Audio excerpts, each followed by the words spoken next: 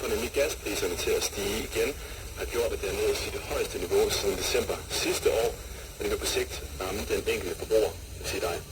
Det er ikke mig, der klarer det, men det er en småbaranalytiker hos Danske Bank, Jens Nærvig Pedersen, han fortæller det her til TV2. Han siger, det er en forholdsvis stor prisstigning, vi har fået. Hvis det fortsætter, så vil det kunne mærkes på privatøkonomien hos den enkelte dansker. Det er mig. Ja. Den pludselige stigning i gaspriserne, det skyldes især det angreb, som Ukraine lavede i den forgangne uge og indledte på russisk territorium. Klar i hans næring. Grunden til det er, at det er første gang, at der er ukrainske tropper på russisk jord. Ja, altså, jeg kan godt lide, at du lægger mærke til det egentlig, for virkeligheden har på en eller anden måde overhalet mig. Det jeg ville have sagt, det var, at der er positive nyheder for din private økonomi, fordi inflationen den faldt markant i juli måned på grund af lave priser på el. Men så gik det, og det har jeg tænkt mig at sige, så kan jeg købe noget mælk og sådan nogle ting. Det tænkte jeg på i går aftes. Så sov jeg, så vågnede jeg i morges, og nu ændrede det sig. Det er jo